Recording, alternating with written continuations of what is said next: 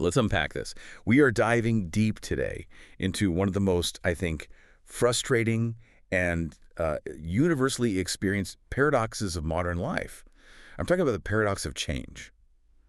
Why is starting something new, a new goal, a new habit, why is it so incredibly easy? You get that rush of inspiration, that feeling of, limitless potential. That dopamine high. Exactly. Yeah. But actually keeping it going, it feels impossibly hard. Why does the system always seem to collapse, usually somewhere around that, 60 or 90-day mark? Well, that paradox is exactly our starting point, and I think it reveals a really fundamental misunderstanding of the human operating system. We have a fantastic, dense stack of sources today.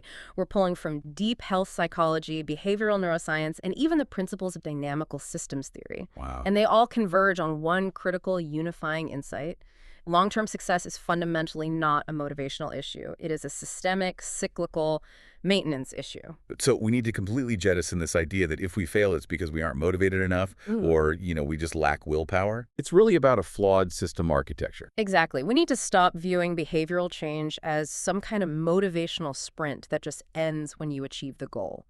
We have to start seeing it as a dynamic, systemic, and cyclical process that requires continuous upkeep.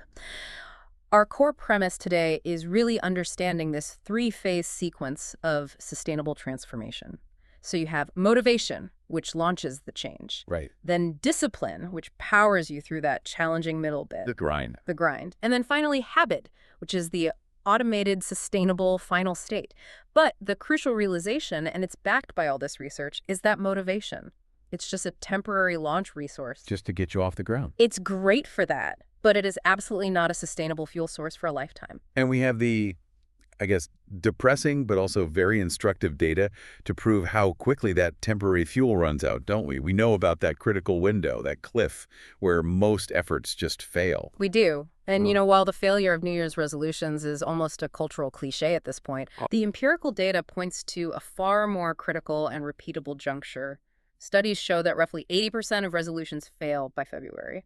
But more generally, across all sorts of behavioral goals, we see significant decay happening within the first 2 to 3 months. So that's the window. That is the failure point. It's often labeled the maintenance gap. And this gap appears when that initial emotional energy, what the research calls inspiration impermanence, when that just dissipates. Novelty wears off. The novelty wears off. That's the period of novelty decay. And if you don't have a disciplined, flexible system in place to bridge that gap, well, everything unravels. Let's talk about that initial rush, though, because it feels so potent. That first week or two, you feel invincible. It feels like this time it's going to be different. I can ride this high forever. And that feeling is absolutely rooted in biology. It's why we get fooled every single time. When you commit to a new, exciting, or challenging goal, your brain experiences an initial dopamine surge. The honeymoon phase. We can accurately call it the honeymoon phase, yes. Dopamine is the neurotransmitter of seeking, of novelty, of prediction, of anticipating a reward. That rush gives you that initial emotional energy and excitement that launches the change. But here's the catch.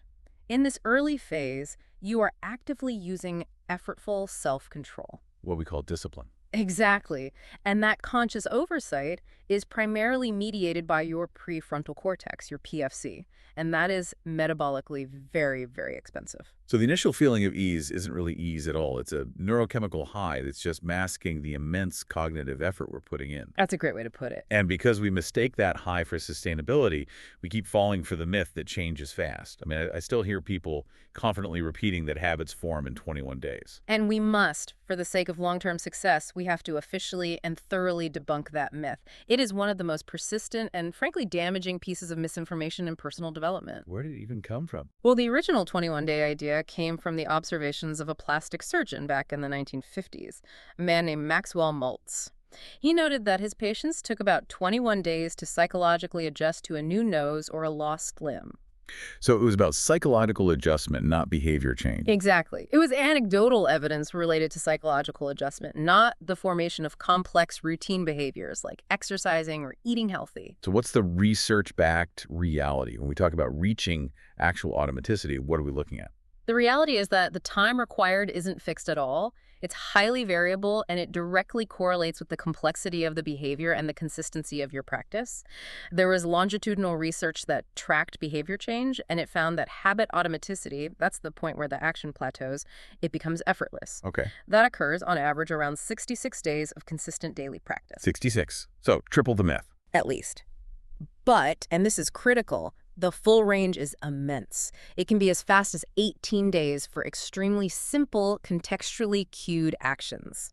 Something like drinking a glass of water when you sit down at your desk. Okay, 18 days sounds manageable. But what about the hard stuff, the things we really struggle with? Right. The hard stuff can take significantly longer. Complex or elaborate routines like, say, doing 50 sit-ups every morning or meditating for 30 minutes. Those can take as long as 254 days. 254, that's over 8 months. Over 8 months to achieve full automaticity. So the main takeaway here isn't a specific number of days, but the profound realization that consistency in practice is the driving mechanism, not speed. And the more complicated the habit, the more effortful days you're going to have to face. So if you're trying to start a complex routine, you might hit that 66-day average, the initial dopamine is completely gone, and the behavior still isn't fully automated yet. That sounds exactly like that discipline resistance phase where most people just throw in the towel. That is the failure point. The discipline phase is that challenging middle period. It requires consistent action despite the absence of internal motivation or emotional rewards. And the majority of change attempts fail precisely there because people mistakenly think they should still feel motivated. They interpret that loss of excitement as a sign that they're failing or that the goal wasn't right for them. They confuse the launch resource with the fuel source. That's it. And this is where the physical, the biological limitations of our brain become really apparent. We run into this phenomenon often referred to by psychologists as ego depletion. Right. Indeed. We run directly into what the research calls the willpower depletion reality and cognitive load limitation. This body of research tells us that self-control, that active, effortful management of behavior mediated by the PFC, is a finite resource. It's like a muscle that gets tired. Very much so.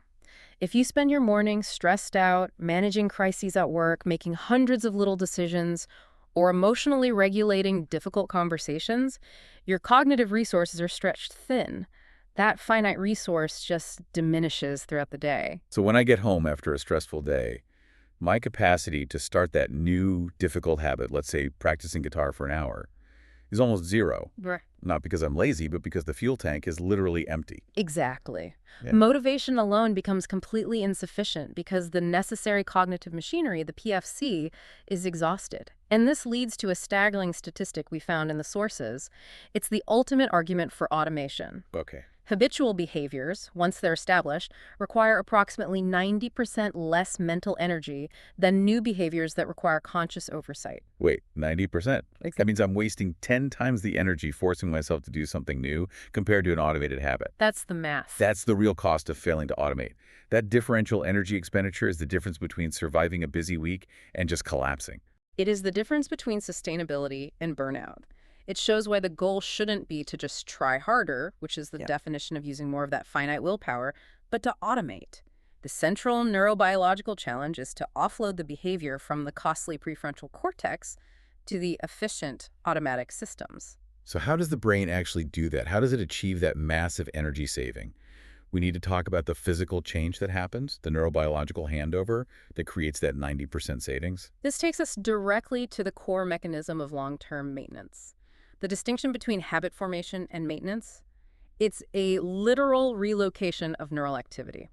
It's a transfer of control from the conscious, flexible brain regions to the automatic, efficient regions. So a handover from the PFC to the basal ganglia. Precisely.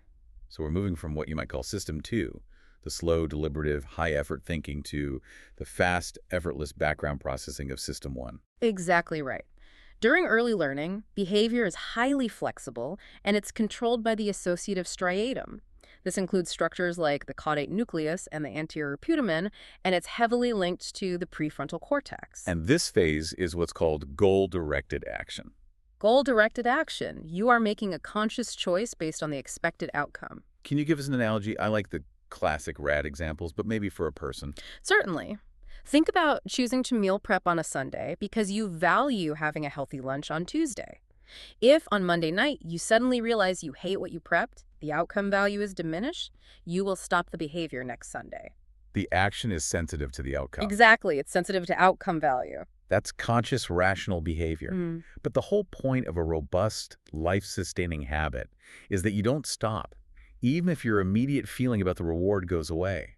It becomes mindless, unavoidable. That unavoidable nature is the neurobiological signature of a complete handover. Once the behavior is repeated consistently in a stable context, control transfers down to the sensorimotor striatum, specifically the putamen and the dorsolateral striatum, or DLS. This transition leads to habitual behavior.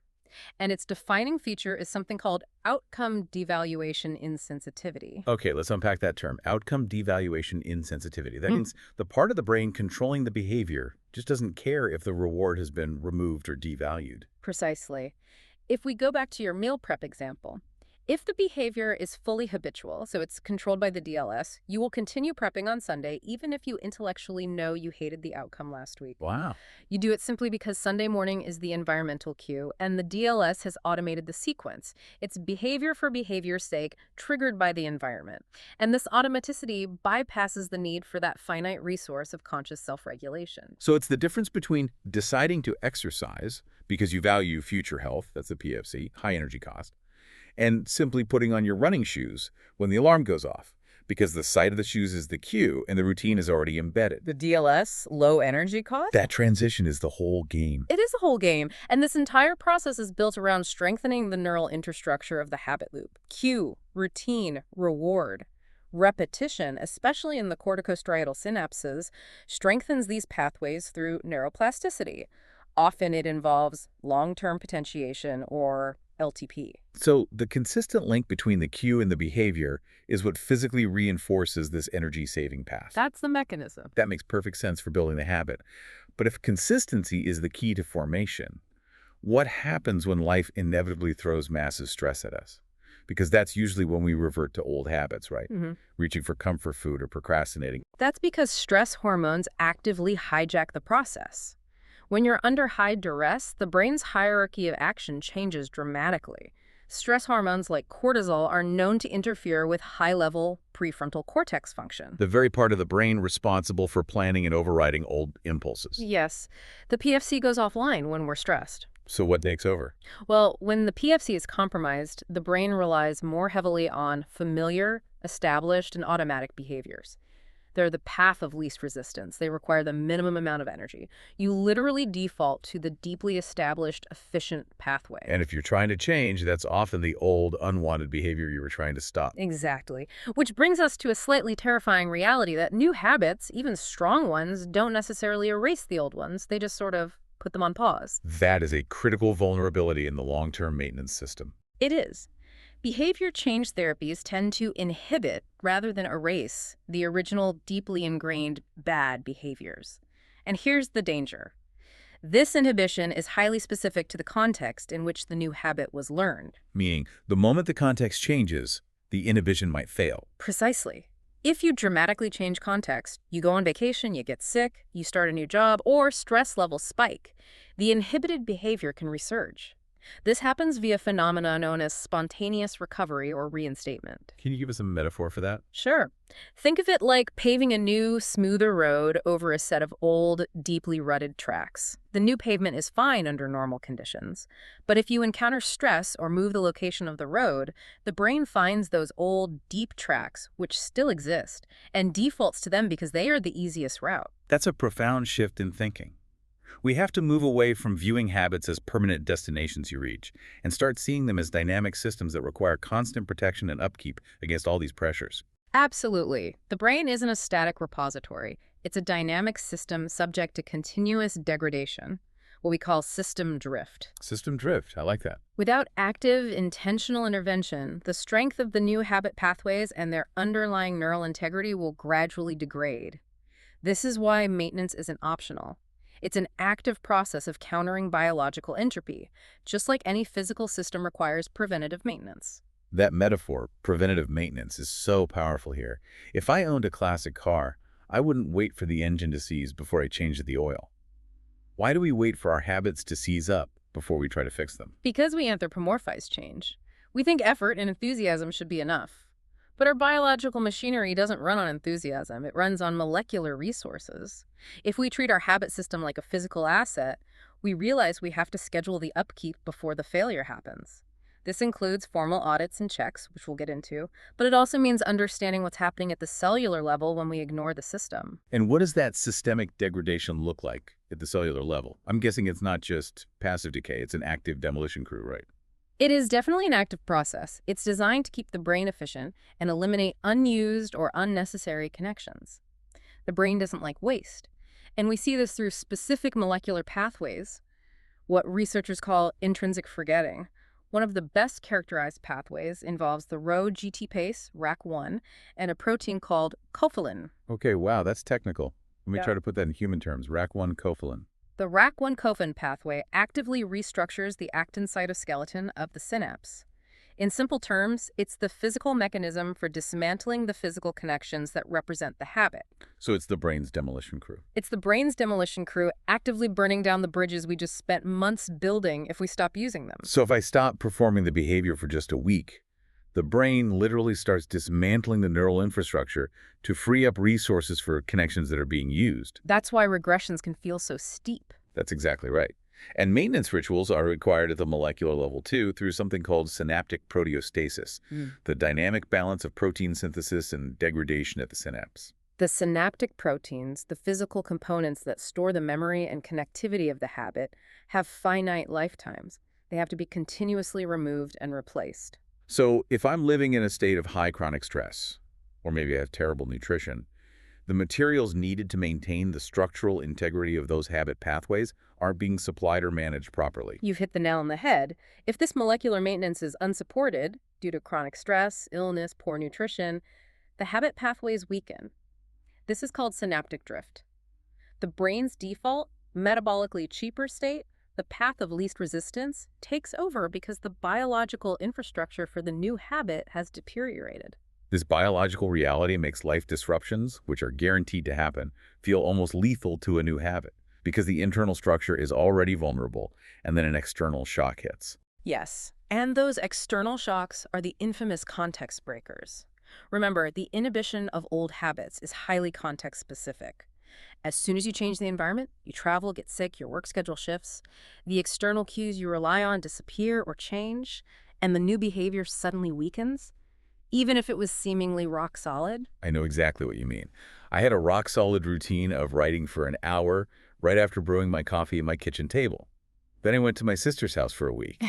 The entire loop collapsed. The kitchen cue was gone, and I spent the whole week checking my email instead. It felt like I'd lost months of progress. That anecdote perfectly illustrates the power of the context breaker, and the research encourages a very broad definition of that context. It's not just the physical location. What else is it? It includes complex internal states like drug states, hormonal states, mood states, and particularly deprivation states.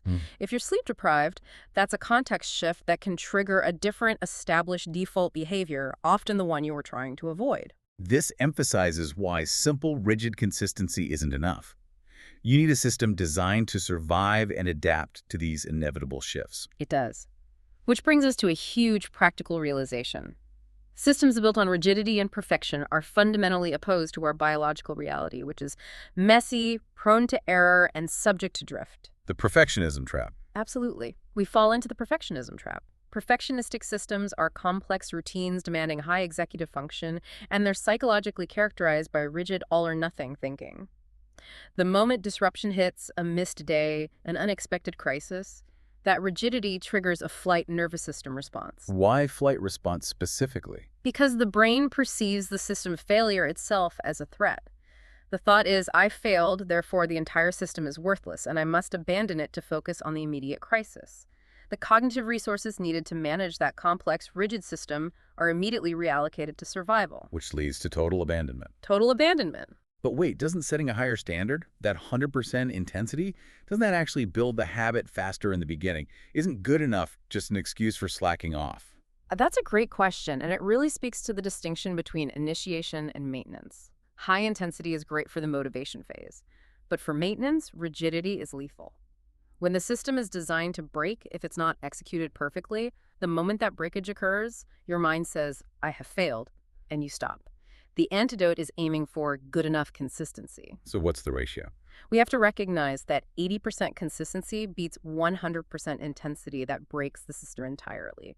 The former builds resilience, the latter guarantees collapse under pressure. So we need to introduce permissive flexibility, but how do you bake that into a system without it just becoming total chaos? You institutionalize it through a recovery strategy. Permissive flexibility is the ability to adapt to changing situational demands. And for individuals whose nervous systems naturally favor adaptation and motion, highly rigid systems can actually increase stress. Making them more prone to collapse. Exactly. The institutionalized cure for the perfectionism trap is what we call the minimum viable system, or MVS. The MVS. It sounds like the ultimate resilience strategy. What is it exactly? The MVS is a recovery strategy specifically designed for high-stress periods or days when cognitive resources are completely depleted. Crucially, it is the smallest, non-negotiable action that maintains the habit chain and regulates the nervous system without adding any physiological or psychological stress. It's a strategy of active recovery, not progress. Exactly. It's about preservation. Can you give us some detailed examples of what that minimum viable system looks like across different domains? Absolutely. For a physical habit, if your full routine is a 45-minute high-intensity workout, the red zone MVS might be 5 minutes of gentle stretching, or simply walking around the block. The difference in effort is massive, but the MVS keeps the chain intact. What about for something like writing? For a writer trying to write 1,000 words a day, the MVS might be writing one sentence, or simply opening the document. For a nutrition goal, it's the smallest non-negotiable healthy action, like eat one piece of fruit or drink one glass of water before anything else. The key is that it maintains the identity and the momentum without demanding resources you just don't have. Why is performing that tiny, almost insignificant action, the 5-minute stretch, why is that so psychologically powerful? Well, it serves 3 crucial interlinked functions that counter systemic collapse. First, it provides a small psychological win. This immediately prevents the guilt spiral and the what the hell effect that leads to total abandonment. You maintain the streak, however small. You did. Second, it helps regulate the nervous system. It signals to your stress brain that not everything is collapsing. You still control this one small positive thing. And the third, and I'm guessing this is the most important one, relates back to the neurobiology. Exactly. The third function is that it preserves the cue routine association in the basal ganglia. Even a 5-minute stretch performed after the cue maintains the integrity of that neural path. It prevents the RAC1 Cofilin demolition crew from being activated. Right. And it makes it significantly easier to return to the full version later. Crucially, it prevents the spontaneous recovery of the old unwanted behavior. This sounds like we are building a system that operates on a zone model, not just an on-off switch. That is the definition of a resilient system. A sustainable system should define 3 zones of operation based on your current stress or resource availability. Okay, what are they? The green zone is your full optimal routine during low-stress, manageable periods. The yellow zone is a modified, shortened, or de-intensified routine during moderate stress or when you have minor time constraints. And the red zone is the MVS, the bare survival habit you deploy during high stress or crisis periods. And the focus in the red zone is not success or progress, but absolute preservation of the streak. That is a huge shift in perspective.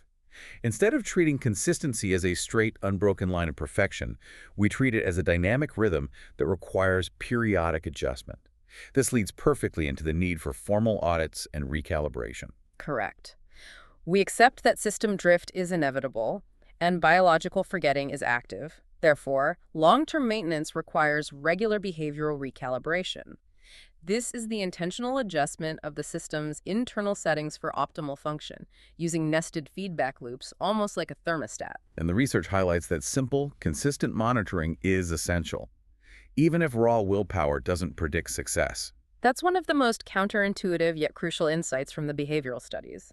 One longitudinal habit formation study found that while participants' inherent self-control didn't consistently predict who succeeded, consistent daily monitoring of their behavior, that was highly predictive. So just tracking it. Just tracking it, often with a simple smartphone app. Consistency in performance drives habit strength, and monitoring provides the data you need to ensure that consistency is maintained or restored quickly. So monitoring is the sensor that tells us when system drift is starting. Now, let's lay out the framework for this recalibration cadence. It can't be a single annual review. It needs to be nested, right? Yes, we break it down into tactical, systemic, and transformative levels of analysis. The fastest, most frequent adjustments are the weekly tactical audits. The focus here is rapid pattern recognition and immediate friction reduction. And this shouldn't take long. No more than 15-20 minutes. How does a listener perform a weekly tactical audit? What questions should they ask themselves? You look back over the last 7 days and identify the specific points of failure or moments of resistance. You ask, when did I skip the habit, and what was the immediate environmental cue or obstacle? This allows you to identify specific triggers that led to failure and adjust the cues or remove physical barriers for the coming week. Give me a scenario. Let's say I'm trying to start journaling and I keep failing on Tuesday and Thursday mornings. Great example. You look back and you realize you consistently skipped journaling because your notebook was buried under work papers and your coffee was cold by the time you found it. Okay. The tactical fix is relocate the notebook to sit on top of the coffee maker and preset the coffee timer for 10 minutes earlier. It's a low-cost, high-impact adjustment to your immediate environment designed to eliminate minor friction points. That's powerful because it's so actionable and immediate. Now, moving up from there, we have the intermediate level. That would be the monthly systemic resets, which are more strategic. This review is essential for stabilization and momentum recovery, typically after weathering minor context breakers. The purpose here is broader mental recalibration. Mental recalibration, what does that mean? It means assessing whether the habits are still serving the intended goal or if they have become what we call empty rituals. What's an empty ritual? An empty ritual is a behavior you still perform out of routine, but which no longer delivers meaningful value or aligns with your current priorities. For instance, you might have started tracking calories religiously, but now you realize that tracking is just stressing you out and taking up mental space. The monthly reset is the time to check. Is the system still taxing my willpower unnecessarily? Is this habit still connected to my deepest values? If the answer is no, you streamline or eliminate it. So the monthly reset confirms the identity shift and ensures the effort remains directed towards meaningful results, not just motion. And finally, the long-term, high-level review, the quarterly system upgrades. This is the truly transformative level. This involves deep transformative reflection and goal revision.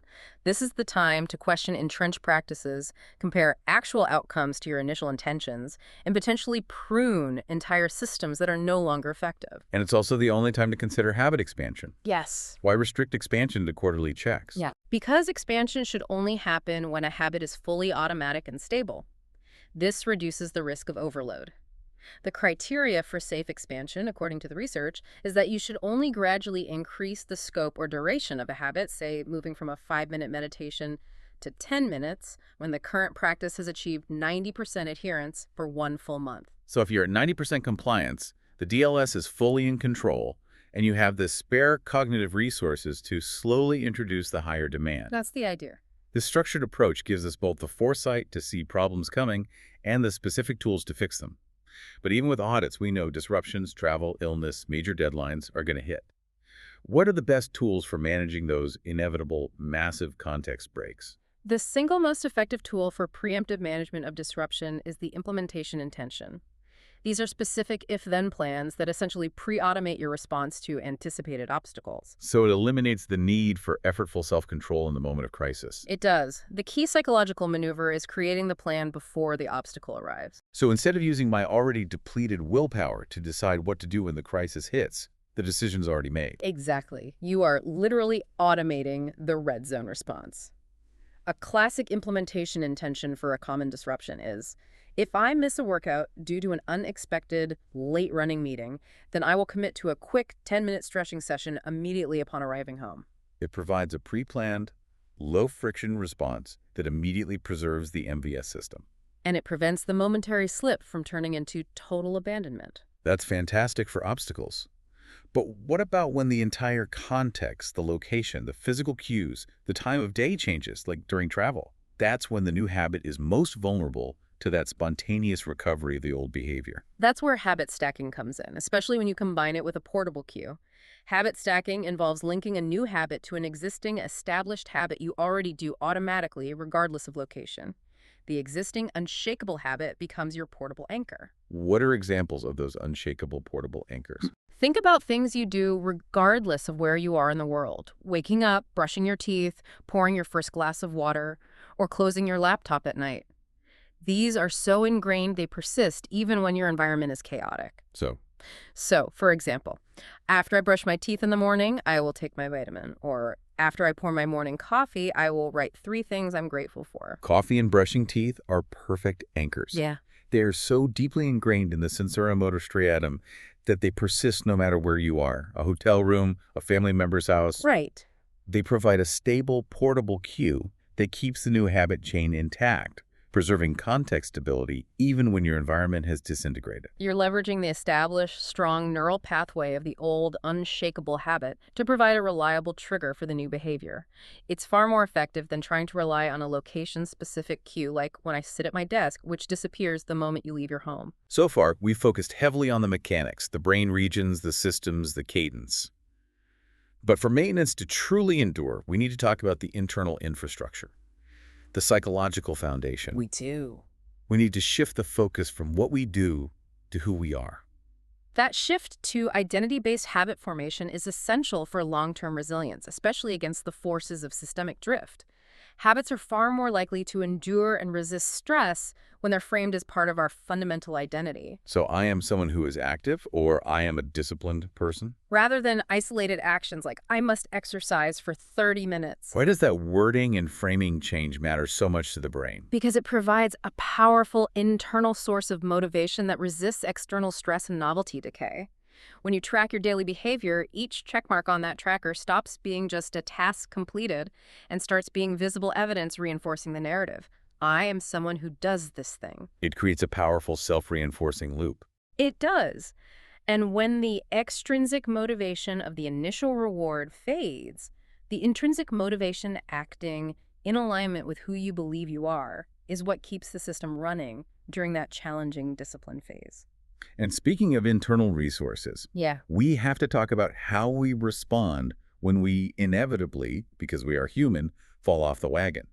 Because those inevitable failures are when the system truly breaks down for most people. They are the ultimate maintenance challenge. We noted earlier that when people cope with stress, they often default to behaviors that bring short-term comfort. The inevitable setback, the missed workout, the broken street can trigger a disastrous, system-killing guilt spiral. The classic what the hell effect. I missed one day, so I must be a failure, so I might as well skip the whole week and eat the entire cake. And to counteract that lethal psychological response, you need to cultivate self-compassion. This isn't a soft concept. It is, in fact, a sophisticated and highly effective affect regulation strategy. So how does it work? Self-compassion involves self-kindness, treating yourself as you would a struggling friend, and recognizing your common humanity. That means understanding that setbacks are not personal failings, but universal, inevitable parts of the process of change. How does using self-compassion rather than self-judgment help the maintenance system practically recover faster? By neutralizing the threat response caused by the perceived failure. Self-compassion prevents that guilt spiral and allows individuals to recover from failures much, much faster than those who use self-judgment and harsh self-criticism. Because the self-criticism just adds more stress. It exacerbates the stress response, pushing the PFC further offline and increasing the likelihood of defaulting back to the old, comfortable behaviors. Self-compassion, by contrast, helps build recovery self-efficacy. The belief in your ability to rebound. Exactly. If you view the setback as a learning opportunity within a resilient system, you can analyze the context break, apply an implementation intention, and get back on track immediately, rather than abandoning the whole system. It transforms failure from an endpoint into an input for the tactical audit. Exactly. It makes the system robust against the inherent messiness of life. And finally, let's quickly revisit the motive itself. We started by saying initiation motives are temporary. What makes a maintenance motive sustainable? Maintenance is overwhelmingly facilitated by intrinsic motivation. These are motives that enable regular gratification from enacting the new behavior itself. This means focusing on behavior enjoyment or its congruence with your identity and your deepest values. I can relate to that. The difference between running, because my doctor told me to, which is extrinsic, and running because I genuinely enjoy the feeling of movement and stress relief, which is intrinsic. That's the perfect distinction. Extrinsic motivation, doing something solely for an external reward or to avoid punishment, will almost always cause the behavior to be perceived as a chore. That feeling of burden makes the behavior highly unstable for long-term modification. Because the motivation source is fragile. It's fragile and dependent on external factors, but when you genuinely enjoy the act or feel it deeply aligns with who you are, when the activity itself is the reward, the behavior becomes self-sustaining and durable. So let's bring this all together. What does this deep dive mean for the person trying to build a lasting habit? The big synthesis. Well, the central finding is that the journey from motivation to habit is a profound transfer of control. It's a neurobiological handover from the conscious, finite prefrontal cortex to the automatic, efficient basal ganglia. And this handover is neither quick nor permanent. It's fragile and highly susceptible to decay, stress, and disruption. And the initial motivation, that dopamine surge, is merely the mechanism for getting the car off the lot. It won't power the cross-country road trip. The trip itself requires systems, maintenance, and flexibility. Precisely. Total habit strength is a dynamic state, not a static achievement. It's a function of maximizing consistency, even the minimum viable kind. It's ensuring context stability, which is actively preserved by if-then plans and habit stacking. And applying effective feedback through those nested recalibrations. All of it actively fighting against the natural cellular rate of biological forgetting. And that biological forgetting pathway, the RAC1 Cofilin system, that's why we have to constantly be doing preventive maintenance. Ignoring the system, even briefly, guarantees regression because the brain is actively moving on. It demands that we accept a profound truth about human and biological systems.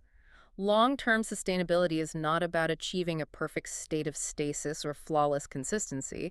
It is a dynamic, rhythmic process of maintenance rituals, the deliberate cyclical acts of mending, flexing, and adjusting one's behavioral assets to ensure they endure for a lifetime. So it's not about perfection. Systems require maintenance, not perfection. That's not failure. That's simply how systems work. If this helped reboot your human OS, subscribe for daily upgrades. Drop a comment on what new update you installed today. Share this with someone running on low battery.